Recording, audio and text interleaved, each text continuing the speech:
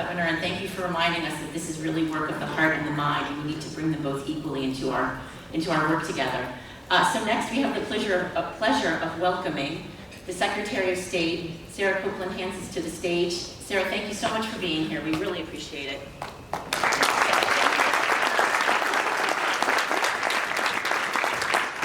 Good morning, folks. It's really great to be here with you for breakfast to kick off the second day of this conference. I've heard a lot of great reports from day one of the conference, and so I hope that you all will finish strong here with some good conversation, with some good learning, and a renewed commitment to move forward, expanding the renewable energy assets that we have here in our state of Vermont. Thank you, Jen, for the introduction, and thank you to Rev for the invitation to come here and chat with you for a few minutes. I also want to say thank you to the Lieutenant Governor for pointing out sort of the wild and woolly summer that we've all had, and the big uncertainty that we've faced in terms of weather impacts this year. The thing that really struck me probably the second week, maybe the third week of July, is that this is our new reality. Sadly, climate change is upon us, and this is our new reality. And so we have a fast choice that we have to make.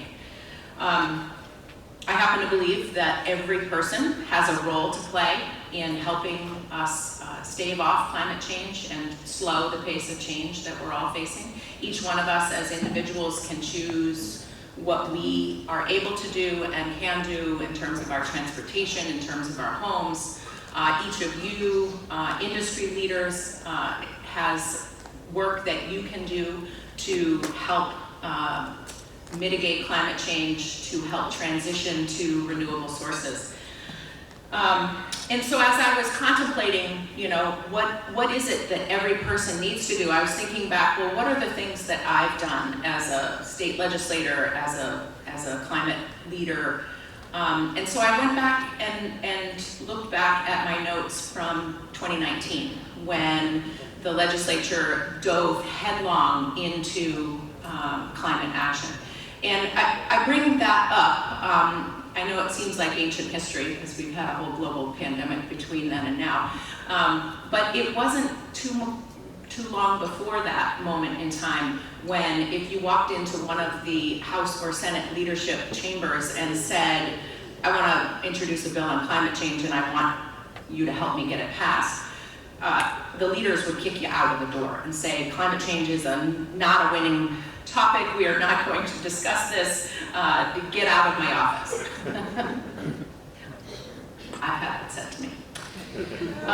But we set about to intentionally change that, and we set about to change it by going right out to Vermonters and saying, here are the ideas that we have, what's going to work for you? What is the climate solution that you think will work for you? And I want to just share with you what our goals were at that time, right on the cusp of a global pandemic, the things that we were trying to do, because I think you might find a few that you want to come back to.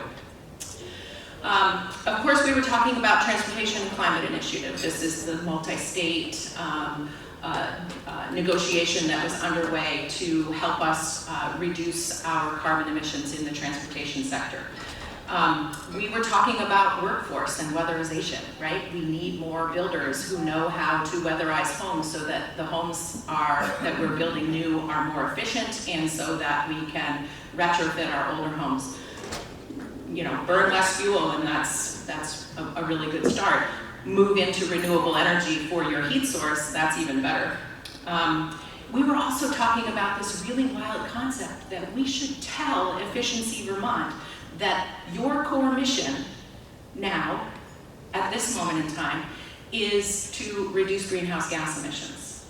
Not just to reduce electricity use, because I think we all know that we actually need to be using electricity in the place of fossil fuels. Imagine transformative, telling our largest efficiency utility that is known across the country and across the world for its great work in helping us save money on our energy bills. Imagine if we told them that their core mission was shifting.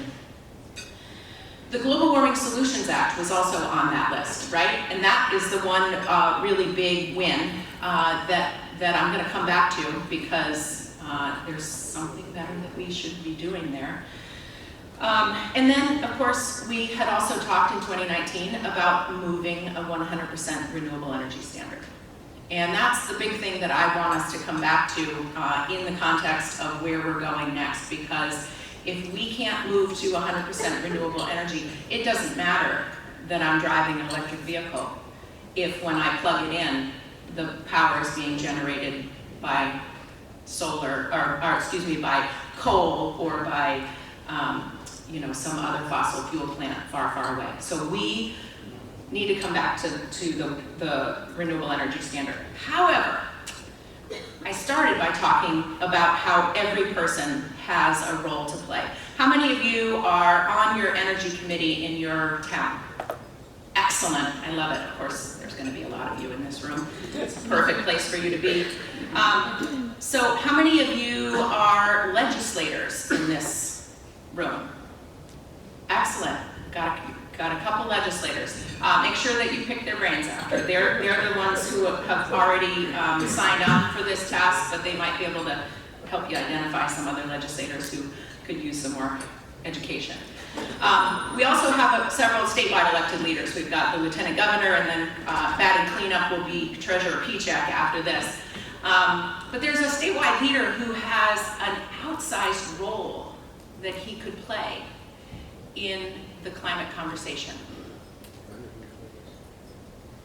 And I think what we need to do is we need to start demanding that he play that role. I published an op-ed earlier this summer, sort of inspired in a fit of despair after the tragic flooding in July. And there were a few very distinct things that I called for the governor to do at that moment. The governor needs to direct his appointees to the Climate Council and its subcommittees to treat climate change with the same emergency response intensity that we have all brought to flood relief this summer. The governor needs to get behind 100% renewable energy standard and help push the legislature to work alongside the policymakers in the State House to make this a reality for Vermont. But I think foundationally and at the very essence, what we need Governor Scott to do is something that he did very well during the pandemic. He followed the science. We need him to follow the science now. We need him to step up and direct his agencies to do what we all thought he was pledging to do when he joined the U.S. Climate Alliance back in 2017. So I'm just going to close today by saying, reach out to your electeds, all of them. Every single one of us has a role to play. I'm not going to spout off the things that my agency is doing. I'm happy to answer that question because there's some pretty cool things that the Secretary of State's office is able to be involved in the climate realm. Feel free to reach out to me, but also reach out to all of those other electeds. Thank you and have a great day.